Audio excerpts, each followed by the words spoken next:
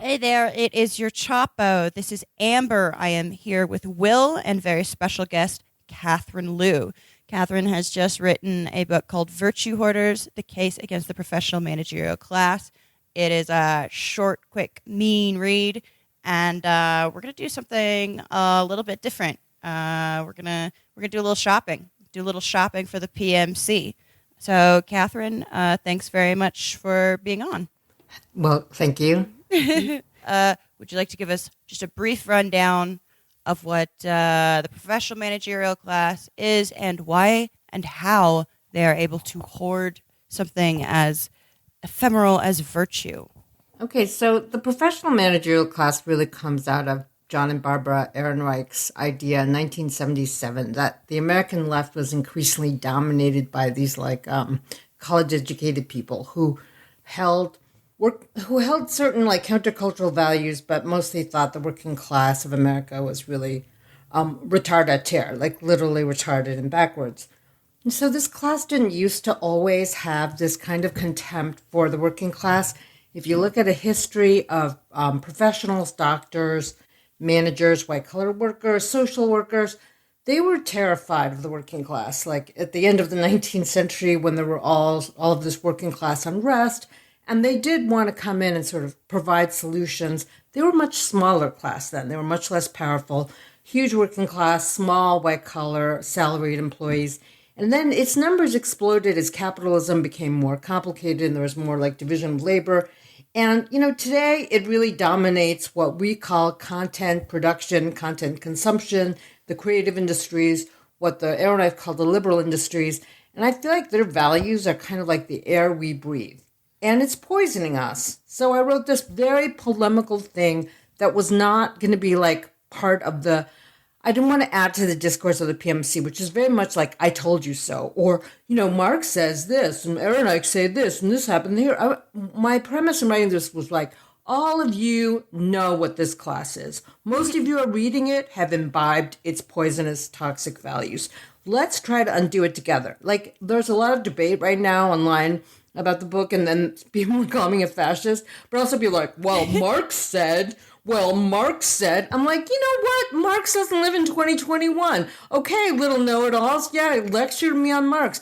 This is a new class formation, and it is dominating our world. It dominates you. It alienates you at work. There are also people who are emailing me from all over the world, from doctors to union organizers in New Zealand who are like, oh my God, I really recognize this. This one person in New Zealand, I'm not, they're all anonymous because they're terrified of their bosses and their workplaces. And they're like, union organizing is just completely paralyzed in New Zealand. Our housing costs are going through the roof. But as long as we treat the Maoris like they're magic, we're actually okay on the progressive thing. So I was thinking professional managerial class people actually treat minorities like they're magic.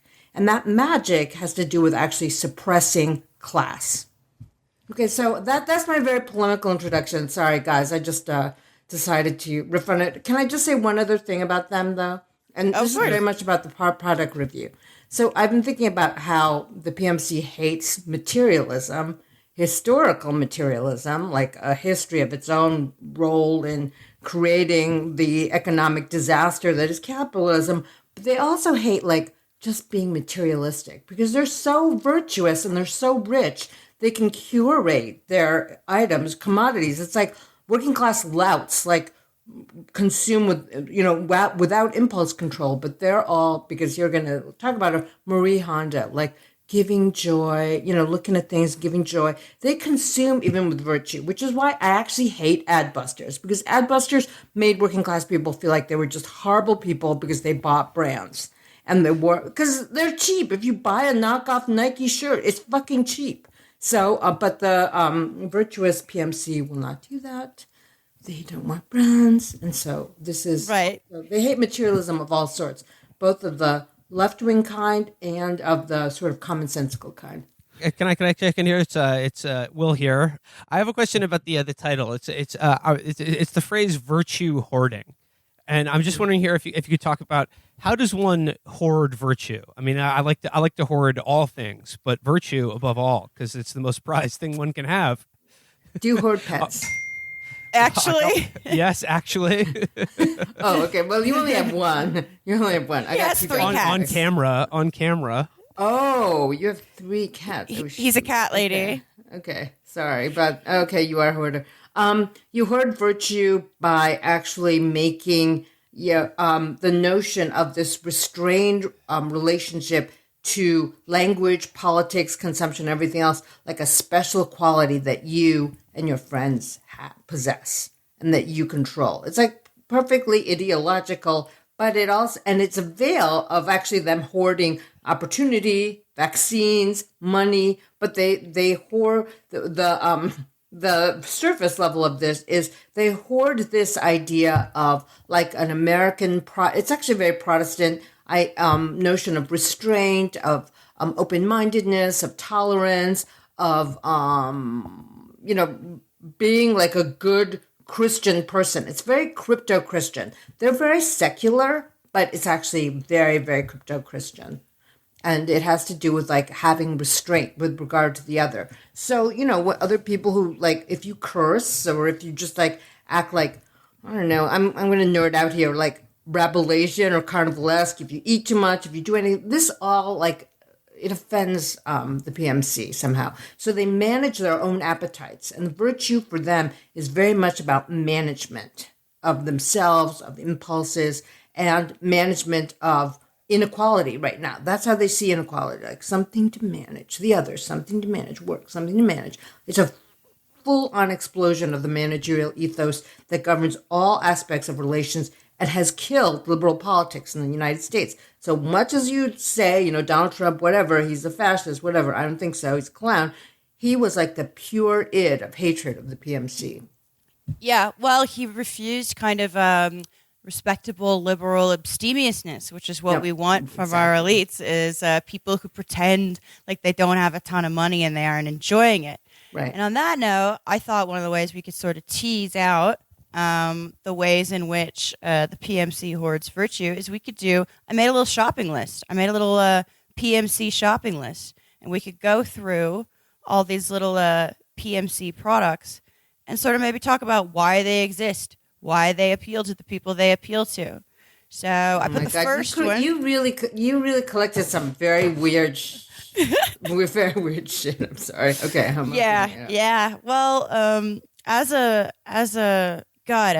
outsider of the PMC who neither manages nor uses any professional skills, I have a lot of time to look at weird sponsored ads for what they think I do want. Mm-hmm. So, first thing I put up on here, Thinks, the period underwear, which is this very like, if you go there, of course, the coloring of the website is millennial pink. So it's very much kind of a millennial bent to it. There's all kinds of different bodies of different shapes and sizes. Some are more athletic, some are more curvaceous. There's different races. They all look very vibrant.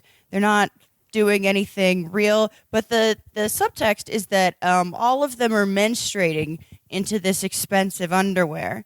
Now, this product to me was always interesting and reminded me of when I first went to college, and I did a final semester not at the satellite urban campus for quote unquote non-traditional students, but at the main campus at IU Bloomington, and I did that for one semester. So I was around all these children of the middle class, and they were talking once at an internship that I was doing, which of course, because that's what I figured you do, that's how you become PMC. And they were saying, you really don't have to bathe that much.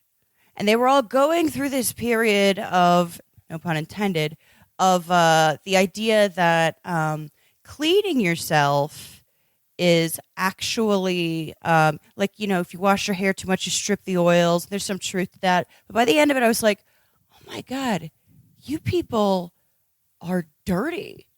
And when I look at Thinks, I see it as such a retrograde thing with all the advances we've made in general cleanliness, with disposable products, with tampons that you could just fucking throw away. And they're like, no. You're going to be wearing a garment. We are going back to washing your menstrual rags on a river rock. That is the abstemious, pure thing to do. This is somehow actually better than just having a tampon or a pad that you could just throw away. That's very base. That stuff contains, that's bad for the environment. Unlike these polyester panties. Their slogan is, "What does a more sustainable period look like?" That's literally their slogan. I mean, what does a more sustainable period look like? I'd say like just bleeding down your leg then, that's what it looks like. Yeah, why clean ourselves at all? But like, given like the general like PMC sort of trajectory of the professionals to be very clean, what is with this weird pivot to like walking around in a pile of your own period blood? And how is that suddenly like the thing to do? Like every once in a while, the PMC seems to eschew their kind of Protestant antiseptic idea of how to live rightly, and they're just fucking nasty. Why do they do that? So here's the thing about the PMC is that because they inherited their ethos from the counterculture, they actually kind of hate modernity. And they want to live but they want to live with the conveniences of modernity without like taking responsibility for any of the damages. So they want to have the sustainable period. They want to recycle. They think it's all about this kind of individual virtue of not harming the environment by throwing your tampons in the trash or something like that. And there's this very strong strain of anti-modernity ethos in them. It's like their embrace of, alternative healing is also part of that. But, and wellness programs and stuff like that. They want to commodify. This is weird, though. These panties are just weird. I don't even know if they sell very much. But didn't the CEO of this company, like, harass and, like, abuse her employees a couple of years ago? This was also the controversy about Thinks, too, that I remember, which was that she was basically like a horrible bitch. But she's, like, super virtuous because she's having sustainable periods. She's having super sustainable periods. No, she had all of these employees sue her. I can't even believe this company is really even viable. So my thing about this is that I don't think she's sold that many pairs, but we have so much excess capital running around in the world, and these Silicon Valley people are just like ready to disrupt anything. And if it's your period, they're going to give you money for that. Right now, there is so much excess capital in the hands of total fuckheads, and they will just give money to these startups, which never have to make any money, but have this beautiful, like, millennial pink website and these weird, it's $34 for one pair of hip huggers that, frankly, look kind of dowdy, and they're not erotic. They're not like sleazy, cheap lingerie that like is tacky but obviously hot. They're very like. They look like, I don't know, church lady underwear, but also you can bleed it. How are you going to wash this? Like, you're going to have, like, all of your washing machine is going to be filled with blood. Sorry, Will, this is, like, a very real. Well, we're getting very real here. Don't worry, Will, we get to power.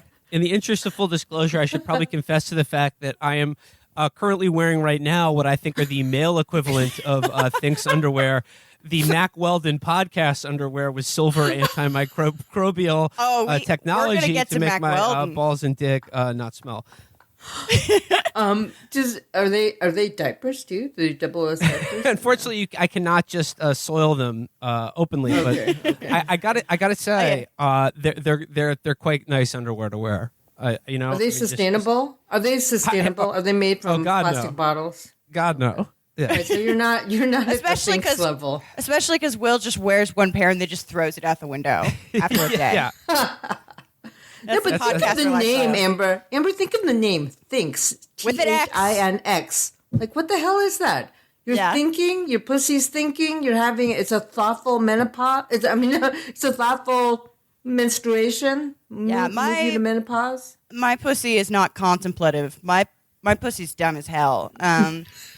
It just needs cotton. So that is very PMC there to make your pussy actually be reflective, like mindful. the mindful pussy. This is the PMC pussy, very mindful. I did, by the way, look up the CEO is what she called herself. No. Mickey No. Agrawal, and she allegedly wanted to break taboos about the female body, like, cleanliness. She her boundary baking workplace behavior. She would like video conference naked. She would like it like and the idea that it's like a cult leader that's like, actually, I'm in direct commune with the sacred spirits, and they say I get to fuck you. It's the same kind of like right. No. She would comment on her female employees' boobs, and she would grab them. She was like the first pussy grabber, I think, and the CEO. Yeah, very transgressive. Catherine, I want to ask. Some of you said earlier about how this kind of ideology is sort of like a mutated form of Protestantism, and like it's this kind of sort of a perverted Calvinism here, where it's just sort of like only the elect can enter heaven, but no one can really know who the elect are, and it's already decided even before you're born, it's predestined. But your behavior in this life, why not just say, fuck it, I'll do whatever I want, doesn't matter anyway. But your behavior in this life is like those that were elect will act in a way that is, that is associated with the values of being chosen by God. Are these products sort of a way of demonstrating that one is one of an elect, even though you could be as damned as everyone else is? Oh yeah. These products are very much like niche product. The PMC loves niche. They remind me. The entire class these days reminds me of like that '90s. You guys were too young then, but like that horrible '90s boyfriend who always had like a mixtape that nobody else knew about, and then they were like really proud of their live mixtape. It's all about this secret knowledge. It's fashion in the traditional, in like the fin de siècle or whatever how you pronounce it. Like, it's fashion. It's about keeping up with what is the latest like progress. It's Stepan Arkadyevich with his liberal newspaper. But at least the fashionistas were dandies, and they were like really mean and mean campy bitches. But one of the reasons why I feel like I'm so immersed in this culture is because I had a kid in the year 2000, and like I actually had friends who had enrolled their kids in something called the infant education program, because it was all about optimizing your experience and your children. And the infant education program was, for me, like the baseline of PMC notions of consent around sex, because you had to tell your baby what you were doing to it at all times. Like, hi, little 3-month-old, I'm going to pick you up now. Or, little darling boo-boo, I'm going to change your diaper now. Or, I'm going to move your penis this way so I can clean you with this little antimicrobial cloth. And it was like, that was a notion of consent. Like, your baby was consenting to being, handled. And because that was respecting the agency of the baby.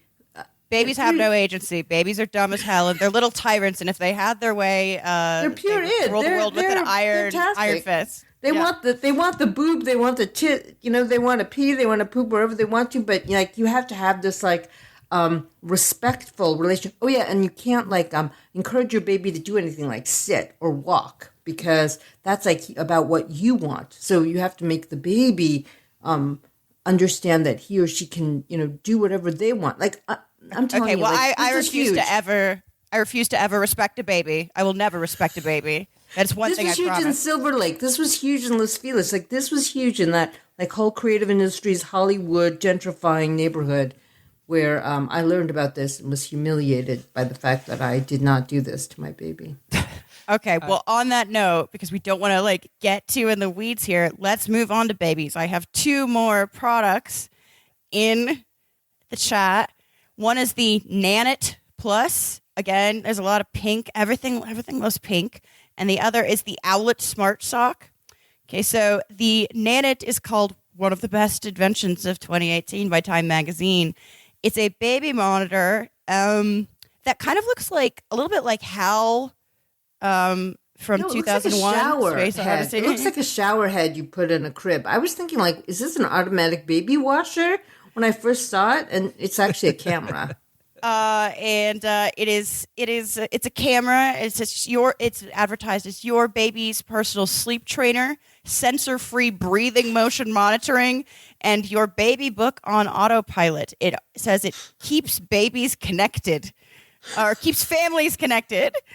Measures temperature and humidity, safety cables so you don't set your baby on fire with an electrical fire. It has a giant Velcro thing that you have to put on your baby. It's got a Velcroized sensor you put on your baby, and then that camera looks at your baby. Yes, the camera monitors your baby because your baby wears a kind of motion tracking swaddle Yes, thing. your baby Max. Yeah, that's what it is.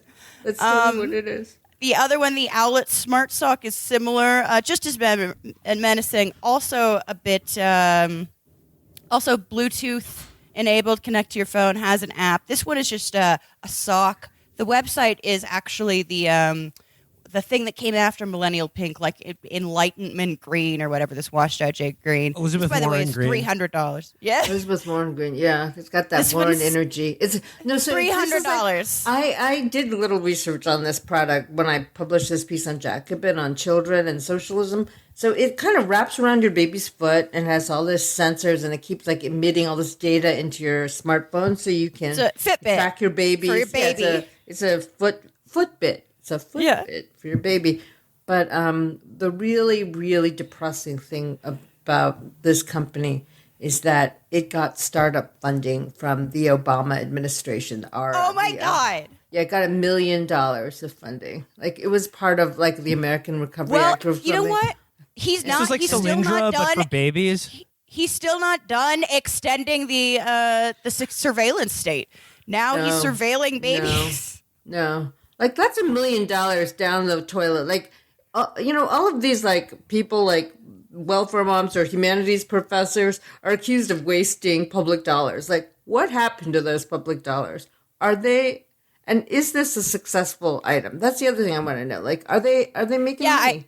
I don't know if any of these things, you can never know. Everything's really opaque about this economy too, where especially with startup stuff, it's like, oh, this product could exist for years and years and years with no one buying it based just on speculation and hype. Yeah. This thing, by the way, the Owlet, Smart it sock. says tracks baby's oxygen and heart rate, measures sleep trends, and my favorite, tells you when baby needs you, as if the baby does not. Baby can't do it. Right. Baby can't tell you that. Baby doesn't Scream cry. at Your baby doesn't scream. You just get like an update on your phone when it's like your baby has fallen into the pool. Yeah. And then this is Your what baby has no baby's more in oxygen. distress. There's Your no more baby has no more oxygen in the room. Yeah. The Wait, room has run but- out of oxygen. Yeah, Catherine. I mean, like whether there's these baby monitoring products or like what you were saying about, do you consent to have your butt wiped? It does seem like a lot of like the energies of these people are very much, like first of all, a lot of their jobs are in education, and it seems like most of their energy is focused at like children or like raising better, more conscientious individuals, and it's all part of this kind of like meritocratic arms race where everyone's kid is this sort of like individual node of competition, just not just against every other kid in their play group, but like against like a billion Chinese babies, right? Like they're good at math. Yes, and, right. No, that's this is for like your inarticulate baby, but then you've got to be optimizing after they can like get up and walk. Yeah, it does have this, there is a kind of anxiety that moves from my baby doesn't get enough oxygen and I don't know how to tell if it's getting enough oxygen to my child is failing, third grade, or my child did not get into the most exclusive New York kindergarten. So what am I going to do? It's like, this is just the beginning of the anxiety. And then parents have a lot of anxiety. It's like very anxious making to have a kid, especially in this neoliberal hell world. But all of these things, including the meritocracy, just exploit like parental anxiety. So think about like working class parents. They don't even they're not even on the field at this point. The meritocracy is like this supposed even playing field. Like you can't even get your kid on this field anymore. And because the PMC parental anxiety is just so extreme. And they keep coming up with these new techniques, new schools that cost a lot of money, new specialized, curricula to enhance your child's creativity and critical thinking. Like I even think like the way that progressive schools in New York City have been completely colonized by these Wall Street types. It's just another example of this. Like all these like funky leftist schools, like the Little Red Schoolhouse in the West Village. I don't know. You guys, my dad went. You know what? Yeah, Your my dad, dad went. Red Diaper Babies used to go Yes, there, he right? was. Red Diaper Babies literally went to the Little Red Schoolhouse. Now it's like a $60 bajillion a year, and you have to compete with like UN, top flight, Boutros Ghali's grandchild, and then like Felix Rohatyn's, great grandson or whatever. It's like all of the masters of the universe want progressive education too for their kids, because they think like that's also like optimizing, that's also enhancing. So anything that that most people can't get, like specialized treatment, these kinds of luxuries, gadgets, they want to monopolize for their own kids. And unfortunately, leftist children's education, Little Red and the Chicago Lab School were all super wealthy PMC people. And it's interesting because like that style of education makes a marked contrast with like the New York City's charter schools, which are offered as like a solution to the problems of like low income families and their education in the public school system, which is this like highly disciplined, like regimented, like you can't open your mouth in class, you can't talk or chew gum, you can't like look another way or talk to a classmate or anything. Whereas like like these very progressive private schools are all about like nurturing and creativity and things, and the charter schools, which are these same people are promoting for like low income children, is this like military school style discipline being imposed on these kids. Right, but for their kids, progressive education. For their kids, Montessori. Testing. Yeah, high stakes testing for the poor, and you get a giraffe in spelling for the wealthy. And I also think like the whole discipline regime and high stakes testing is also about disciplining the teachers. So like if you're a public school teacher, you're completely fucked because you have to do this really, really highly controlled regime, and you can't be creative. But in these really specialized, what used to be left-wing schools, the teachers are given a lot of space for freedom. Circle, you can felt clothes if you're teaching them about production. And I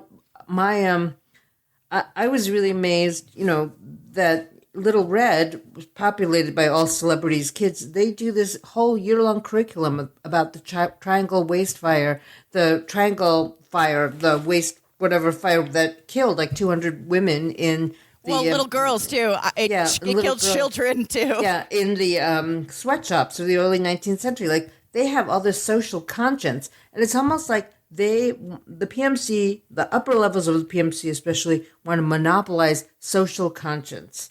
Because they don't want... Okay, well, I've got a good anecdote about Little Red Schoolhouse that I have to get in here. Okay. They got in trouble 2 years ago for their classroom coordination. Do you know about this? No. Well, they decided to segregate their black students into the same class specifically because they thought that was the woke thing to do. Because they... They said that like they had to, have shared experiences. When in fact, obviously, the most significant experience as a student of the Little Red Schoolhouse is that you got to go to the Little Red Schoolhouse. So there were parents being like, "Why isn't my kid in the same class as her friends as last year?" And they're like, "Well, we thought she'd like to be around other black kids, so we're gonna have a black kid classroom." That's insane. I know. They've fallen so far. So that's it's apparently they love homework, and they love turning their children into homework, which just seems like such a why would you have a baby if you're going to look at it on an app? Like, just play Candy Crush. Well, no, the other thing is that they turn their these gadgets have turned your baby into like the producers of data. Yes. And that actually happens like to us from the very beginning. Like, I'm really proud that I had a son whose foot length was in the 90th percentile. Like, they tell you that the moment they're born, you're just surrounded by data. I was like, oh yeah, he's got really big feet. Oh, that's fantastic. This is I think very, early very on, a lot of that PMC. stuff is too, is they're just like, well, I don't know anything about this person, so I'm just grasping at straws. It's like when people are like, oh, like what? Don't ask a pregnant woman what the sex is. And it's like, look, I don't know anything about this person. There's one thing we could know from looking through a sonogram. I'm just trying to make conversation. I don't actually care. I'm trying to be polite. Well, when your baby becomes a source of data for you, like I feel like that's really the most. That's like you reached It's dark. dystopia. You reached PMC dystopia, like and It's real and they dark. tell you that, and they give you all this data from every doctor's office visit. So it's not like you can ever escape it. Like you can't escape it. It's the regime. Right. Well, the weird thing about it is that I do feel like, just to sort of defend some semblance of what the PMC was, or has been historically, you had, I mean, the Dr. Spock baby book is a really interesting cultural and social phenomenon because all of the sudden, like, Nixon you had hated this it. class of women. Yeah. Oh, of course. Yeah. All of a sudden, you it had this made people class of hippies. women who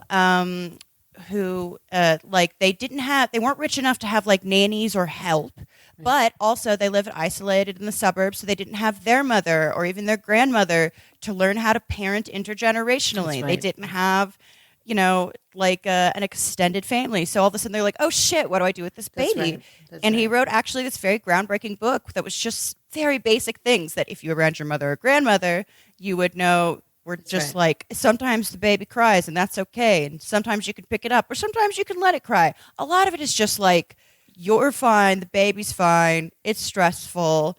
And that completely went out of the way. Like it was this amazing, like just relax kind of guidebook. And it was incredibly popular, even among like working class women too. Because it just sort of like it filled a void of like what should have been like intergenerational family atomization. And it's amazing now because Nixon hated it, thought it made hippies because it's like sometimes babies cry and that's okay. And now people hate the PMC hates Dr. Spock because they think he's too much of a disciplinarian. Oh, really? Is that Yes. is that the MO? Oh, wow. Yeah. Well, Yeah. so the whole thing is like, I think what's really interesting is that we all call him Dr. Spock. Yeah, yeah. Because it's still the expert. Like, without the family to help you, or without, like, the agricultural whatever to sustain you, the village, HRC's village, you need the doctor. You need Yeah. doctor. Not you need everyone has Dr. Mama. Jill. You need Yeah. Dr. Spock. Like, the moniker Dr. Spock, just like, you need a doctor tell you know best. Because that's Yeah, what yeah. Dr. Spock was really good at. It That's, was, like, yeah. really All of his sad. stuff was his like, best. It was like a very But nice. you needed to reassuring read thing. it in a book. You Yeah. needed to read a book. This is the evolution of the PMC for me. It's like Yeah. expert advice and all this other stuff is all about like telling you you're okay, and that is really sad. That's really Yeah. sad. In Well, all through a these- book these- that you buy because you these don't have Betty any Drapers- relationships with other people where they can tell you that. Yeah, these Betty Drapers that would have been buying the book would, of course, like, they're like, well, I want a doctor, I want a professional. Okay, so moving away from vaginas and babies, and towards some high tea stuff. I put some stuff in here. So I have two things here in contrast. I've got Hims, which is PMC Blue Chew, and then I've got Blue Chew. And I think it's worth bringing up both of these websites because Hims? Okay. Hims, first of all, an entire lifestyle brand. You're depressed, so you get your antidepressants. You're aging, so you get your skincare. But your antidepressants, no, they make your dick not work. And so does the hair loss thing they sell you. So then they also sell you dick pills. And tons of millennial pink, that font, the same font as Thinks. It really features the smartphone though. Thinks had like women's crotches. I mean, this is like, why don't they show some peen? This is like Hims. Well, Where's that Catherine, dick? I'm looking at. Well, here's the answer. If you scroll down and under sex, it's like a woman with her arms around her man. But then if you put the cursor over it, it just goes to a picture of a cactus straight in the air. Oh, yeah, there's a cactus. That's their stand-in for the they have phallus to is a euphemize it. yeah. Sit Now on this. compare Now, who that. would want that penis in their pussy? It's a cactus. Yeah, that's the worst It's a penis. cactus.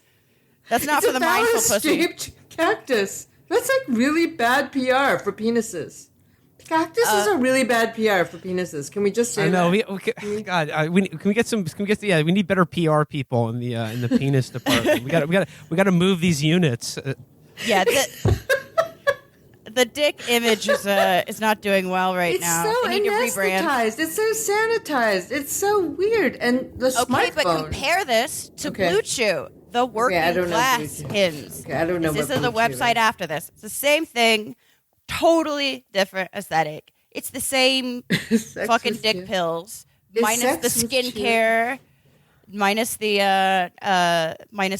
antidepressants. It's just What is it's this? the most. My dick doesn't work. I do not want to talk to anyone about it. What is The this? website Oh, is wow. black. It's got a big made in the USA thing. The guy is just holding like a chewable. It looks like a condom packet. It's all black and blue, and it's like, here's what's included. It's chewable. It works really quickly. Here's a plan. It's like really utilitarian. Like Oh, so you think this is the working class working version. class version Yes. of penis therapy? because Okay. it's not a lifestyle masculinity brand. Oh, It's right, just like, right, I have a problem. I need to fix it. Made in the USA, baby. I don't know. And That I guy like looks it- very groomed. That guy, does look that very guy groomed, but evidently in- looks very groomed. In lieu of a like a euphemistic like cactus or eggplant or something, I mean it's just it's a guy who's very groomed, but you know he needs a dick pill because he's got some salt and pepper in his beard. Oh, he's So got the so- salt and pepper. Yeah, he's Yeah. aging. Yeah, he So looks a what little happened fake to- tanned. But, Guys, what yeah. happened to Viagra and Cialis? What Well, happened because to this? because those were marketed only for like your parents, right? It was like the elderly couple in matching bathtubs, looking at a wheat field, and then like Bob Dole. Bob Dole was the original pitchman for Viagra, Yeah, so yeah, it was very yeah. much associated with your retired parents who were gonna like sort of rediscover their sex life or have a kind But of these a things, second it's all adolescence. proprietary too. God, These things are the exact same, like as they advertise, the exact active ingredients in Viagra or Cialis. Okay. Like these are generics, and like that's one of the things that they figured out is they can brand the generics brand of the something where the patent is generics. up, and make it to like a Birchbox for dicks. okay. So Blue Chew is for like the blue collar Yeah, erectile dysfunction, and blue for foreskin, if you will. hymns is for the PMC erectile dysfunction. I mean, I just think Yeah. it's the exact same drug as Viagra and Cialis, but just in the way Okay, it's marketed. got it. It's marketed to people like Really, like I- not your parents, to you directly, and I think it's just basically like even if you're don't actually have erectile dysfunction, I think it's just sort of like you don't need to talk to a doctor. Like I mean, you'll just like fill out a form and they'll start sending you these pills, and it is basically just a recreational drug now. They're like It's you a don't even need to have recreational. Okay. yeah, you don't even need to have Yeah. dick problems to like take the drug, and then like your dick will be even better because if you don't have problems, you have to take the optimize drug, your you'll dick. just have like you'll have a super you'll dick optimize- basically. Okay, can we go back to the Cialis ad where you had like the people in live and side by side Victorian tubs? Like, how do you have sex with like you Yeah, with your it's partner if very- you're lying in side by side tubs? Like, I always was wondering about that. It's like that looks more fun, like for the morphine drip. Like, if you have a morphine drip and you're really old, then you want to be side by side. But if you want to have sex, it's really not good to be in side by side bathtubs. Like I just totally, it was very prudish, right? Because there's actually no like genital contact. And these websites are also extremely prudish. Yeah, well, and the hymns is like not just prudish. I think the Blue Chew is sort of like Protestant, salt of the earth, sort of stoic, or the Blue Chew is, and the hymns is almost kind of effete. They have a mission statement on the website that says, "Create an open and empowered male culture that results in more proactivity around health and preventative self-care."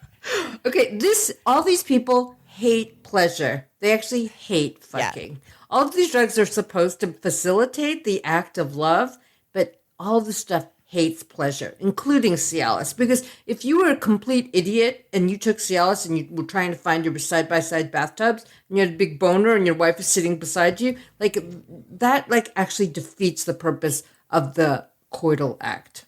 That's what I'm going to say. I just love that there's like a bougie version of mail order dick pills. Okay, that has, I like, did not know skincare and that like all of this stuff had got. You're opening up new You'll have to write a realms second of one. marketing, of PMC Catherine, marketing like for me. when you said that these people hate pleasure, and like that to me gets back to this whole sort of mutated Calvinism thing.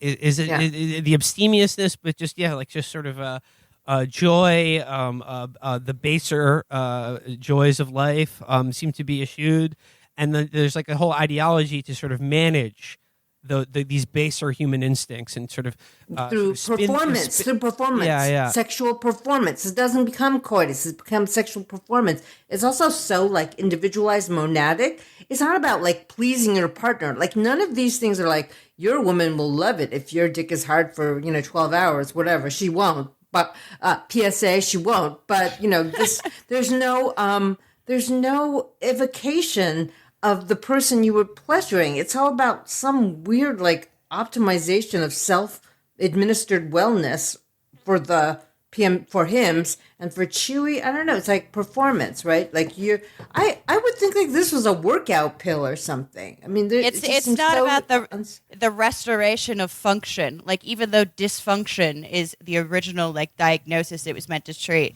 it's not like my dick don't work. I got to make my dick work. Here's a pill.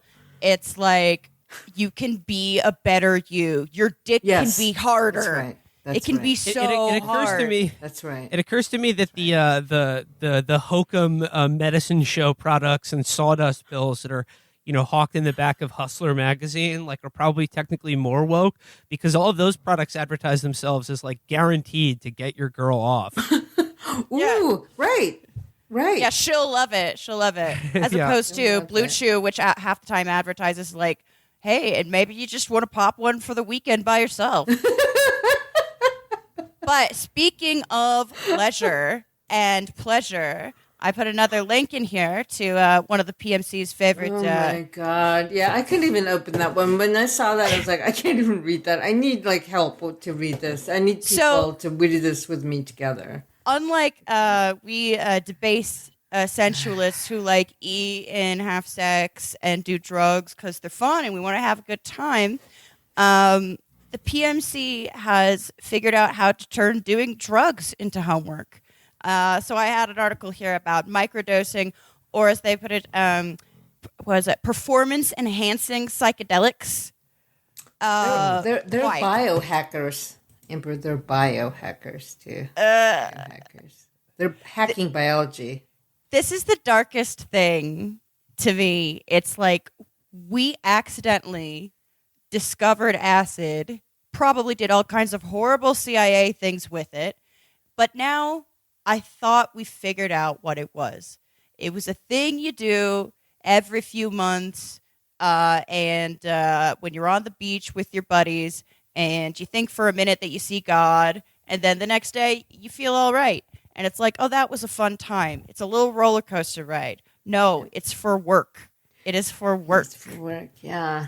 I mean, I thought, like, I'm from the older generation where I thought, like, psychedelics was supposed to take you out of time, take you out of the work-leisure dichotomy and just put you in another time. And this is just, like, everything for work. That is also the best thing about acid is when you're like, oh, I can't believe, it's, the sense of loss of time. Like you lose your internal clock. Yep. So you're like, oh, I can't believe this is almost over. And you're like, oh, it's only been 20 minutes. Awesome. We got a whole new day of this. Yep. You have no sense of that stuff. It's something most people with a regular job or any sense of a schedule can't ever enjoy is like the loss of time. And now they're saying, no, use it to like code all fucking day.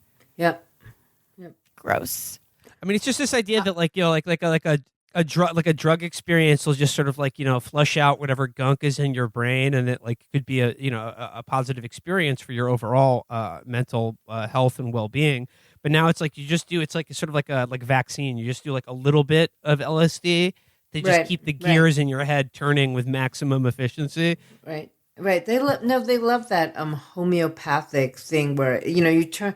They acknowledge that it's like a toxin, but it's like homeopathy. It's like a microdose. So you get the benefits without the pleasure. You get the mental acuity without the pleasure. I just feel like all of these people and the fetish that the culture has for them, they just actually hate life, don't they? They just kind of hate life. They certainly eat without tasting, I would say. But I also think that it's a way of punishing people who actually do drugs by advertising this way of doing drugs that's all about self-control. There's that virtue. Yeah.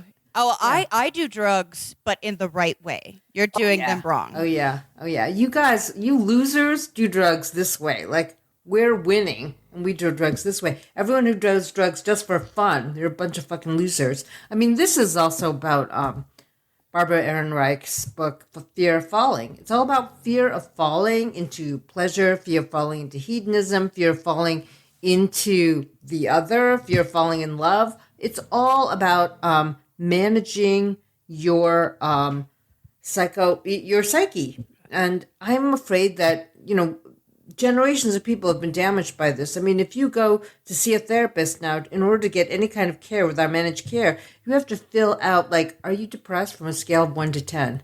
Or how often do you feel like suicidal? 3 times a day, 2 times a day, once a day, once a month? It's like everything has become quantified, but in this really stupid way. And then the algorithmic world and this microdosing world are all like actually fitted together in this one view of like the life force as actually something that has to be quantified, readable through an algorithm, and then optimized, maximized, made efficient. There's no like human being there when you are having to fill out in order to get some mental health. If you're really in distress, if you have to fill out 100 of these questions in order to even get it to see a clinician, like, how sad do you feel on a scale of 1 to 10? Sorry, that's like one example of like a real world effect of this. But I guess I just like have a larger question where, like, you said earlier that like these people are killing, forget any sort of class-based like socialist politics. You said they've largely killed the liberal project overall. And I guess just like outside of these various strategies and technologies these people use to manage and cope with their own base instincts and decaying, bodies, like what are the like effects of this like politically? Like how has it killed like the liberal project like as a whole?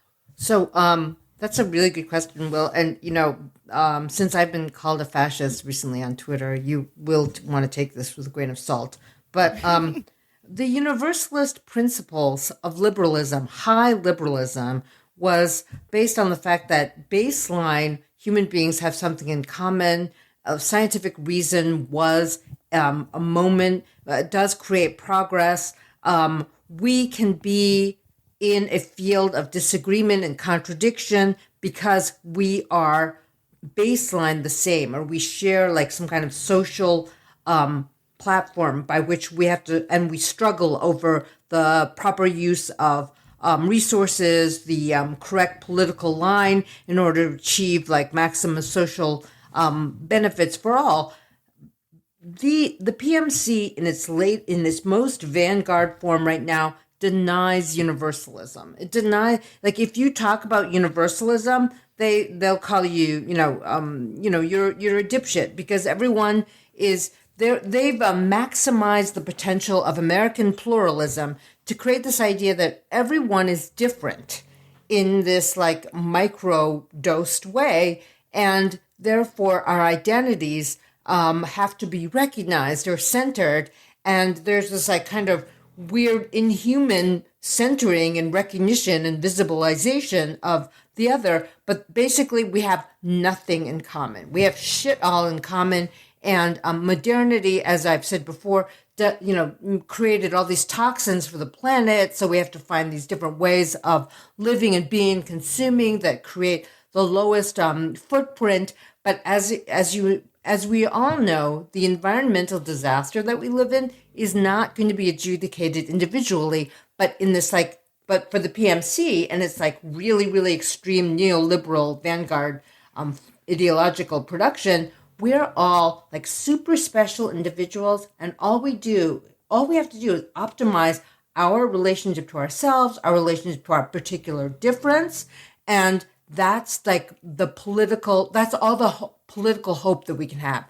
And it's just so demobilizing. And even in left circles, we see this happen all the time. Like, I'm really offended by what you said, or I don't feel seen. Like, we make fun of this, but when someone says that, like, you're really offending me, as a little monad node in this depoliticized field, it sucks all the air out of the room because everyone's terrified of that. It's like everyone can be a little Stalin in our hyper-pluralist microdose society. Everyone gets to be the baby in the little owlet monitor. Everyone gets to be the baby. Well, It's interesting, too, like, again, with you talk about, like, obliterating the liberal project, the Little Red Schoolhouse is a perfect example of that. Like, they horseshoed theory themselves back into segregating their class by race. And I remember, growing up with the sort of, like, it was sort of, like, peak, like, self-esteem, like, you're special, you're different thing, which is actually a terrible thing to tell a child. Mm-hmm. A child needs to know that you're not different. They need to know that there's a place for you in society, that you are made of the same stuff as everyone else. It's not that everyone is special, it's that everyone is important. And when you go towards the idea that everyone is special, you actually end up with this weirdly rigid kind of, counterintuitively, like a hegemonic idea of individuality that erases all factors of you as an individual. It's like all of these people who think of themselves as, creative individuals, like they're still all wearing the same thinks. They're all, getting their mattress from Tufted Needle or whatever it is. They're all, because the only way they have to distinguish themselves is through consumption, which they abhor, but they don't have anything else. But the whole thing about the self-esteem thing is really interesting because it really was the neoliberal turn towards this hyper-individualization, because what you expect then as an individual is the world to reflect back to you like positive, reaffirming self-esteem issues.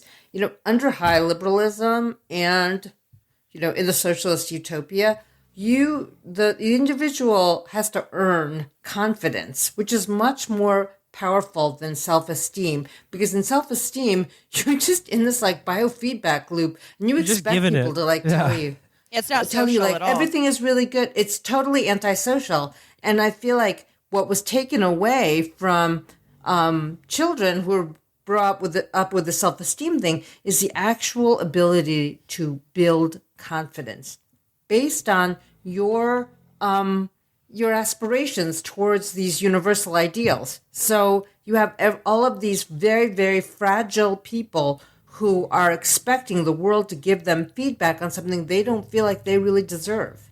And I saw that happening in my students. When I first started teaching, I taught the first generation of self-esteem raised children.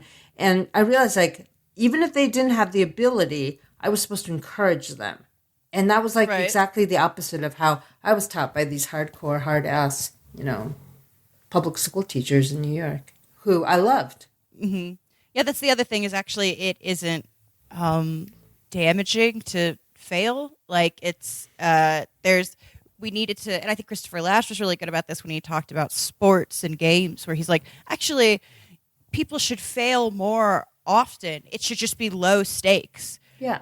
Or no stakes, ideally. It's just like failure should be a part of life that doesn't influence your ability to survive, which is why sports are great, because you're like, I just got destroyed, but also I'm literally fine. Yeah. Okay. So speaking of being destroyed, I've got another one here more related to the health stuff. This is an odd choice, but I noticed this because I encountered this particular product when I was doing they had the COVID vaccination volunteer intake thing, and then they vaccinated. Oh yes, it's a horrible travesty. I'll go into it at some point because whatever they need volunteers and the whole thing, but it's like no one has a job. This is a perfect time for a public works program. Why don't you fucking hire people to do this? Why are you running off volunteers? But anyway, so one of the things I did was take people's temperature, and I did it using this thing, which is it's called the iHealth, and it's a no touch thermometer. There are tons of no touch thermometers now. all of them are better than this one. First of all, the display you cannot see in the sunlight, and because you had to do this whole thing in like a stadium parking lot through a line of cars, in the middle of like the California desert in fucking Pomona, like you can't see it. You can't read the reading.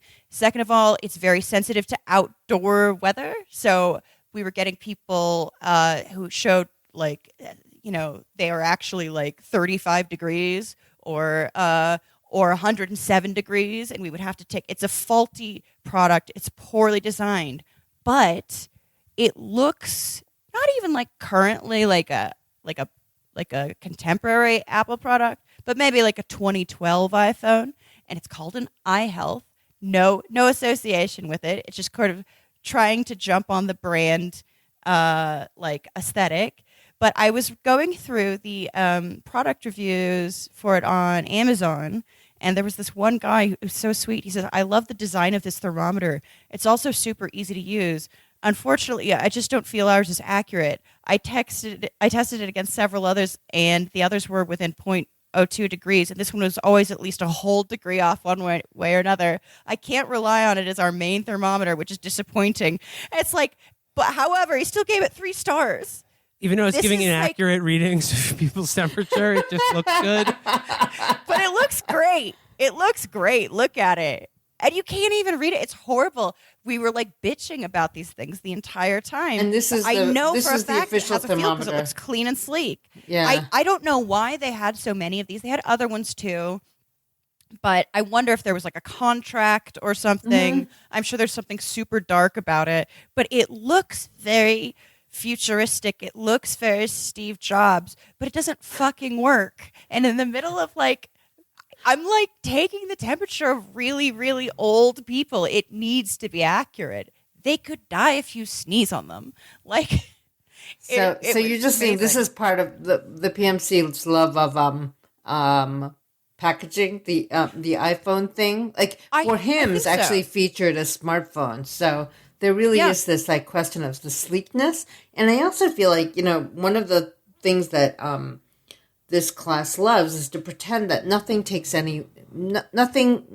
needs work, right? So all of the iPhone products and everything just look like they were birthed by some giant robot in the sky.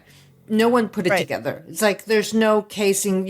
It's all about making the labor invisible. It's about hiding the labor. It's about hiding the labor. And so even as you're taking people's temperatures and working and volunteering, because they're not going to pay people to actually do this like public health service, which is really important.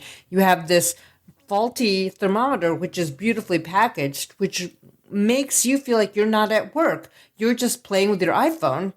And it's beautifully sleek. Like no one even made it because it just dropped out of the sky, out of the, the generosity of the eye giver, whatever that is. The vagina of the giant eye giver gives us these beautifully packaged products. That's where they come from, right? The big Jobs in the sky. And never mind that it doesn't work because it looks like it. No, it looks really good. And when you're working, you don't feel like you're working because you've got this really good looking gadget thing that's happening. Yeah, I did not understand why you put that on there, but now I realize it's the official temperature taker of the California vaccination program. So yeah, and the nurses don't fucking like them. So I don't know why. They got a bad batch, have some sort of contract or whatever, but they're very smooth. Maybe when your boyfriend's peen doesn't work because he didn't take his Blue Chew, you can use it as a, it does have a sex toy kind of look to it. Yeah, you can use it as a sex toy and take the temperature of your vagina before you put on your things. Well, there are PMC sex toys, but I had to leave something to the imagination. So I'm putting 2 more links in here. Marie Kondo. One is just her container store, and 2 is that she sells a decorative tuning fork crystal rose quartz set. So to me, the anti-clutter person selling you new age woo is very strange. I don't fault the girl for selling containers. You got to put shit in shit.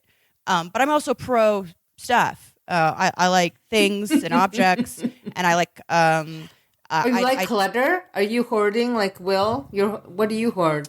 I have too many books. I have too many sort of tchotchke knick-knack things I've picked up on my travels, things that are precious to me, but ultimately not very expensive or useful.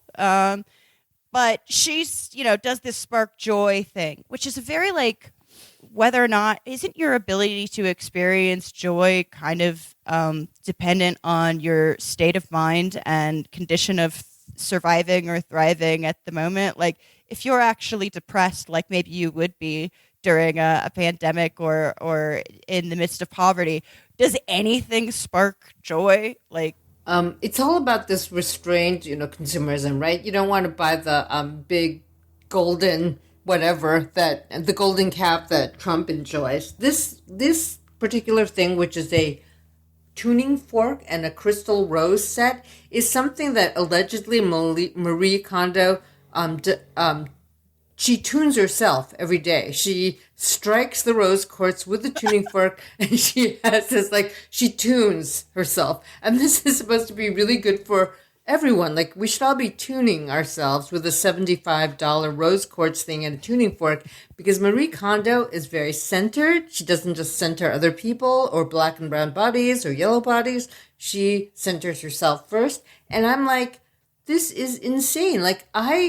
I wouldn't mind having a tuning fork and a rose quartz whatever, but the idea that I would have to tune myself with it, that was the thing that, I guess that sells it too, but that was the thing that was freaking me out.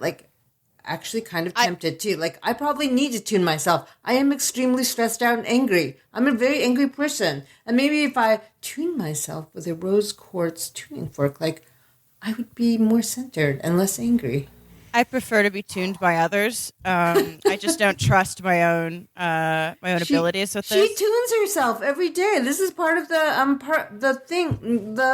selling point. And I feel like this is how we treat the PMC loves to treat itself like it's the self is something that needs to be managed and tuned. And all of its anti-bias training now that it's sticking down our throats in universities and everywhere else as the world is going to shit and more and more children are falling into poverty, is they give us anti-bias training so we can be more centered, less biased. And I feel like with a tuning fork, it's probably just as effective. Please take the bias out of your bodies. Sort of sit there, and the bias leaves your body. Can I just ask one final question? And this could be a quick one. You just talked about the sort of this. It's a very secular ideology, but it has a very religious tenor to it. And I'm just wondering how one can, if one is an apostate or a heretic against this vanguard class, what are some of the ways in which we can sort of blaspheme or rebel against this this new religion? I think Chapo is a very good blasphemer because you admit to just being gamers who are interested in politics. Chapo is blasphemous. We're also all failed PMC. We've failed PMC. To integrate into any professional right. or managerial setting. That's right. So I of think that's what people like. They're like, oh, I also graduated after 2008 and was screwed. Right. No, but Will, the thing is that if I answered you, then I would be just participating in the advice industry thing. Here's how to undo the PMC in you. When you meet the PMC Buddha in the path, kill the PMC Buddha.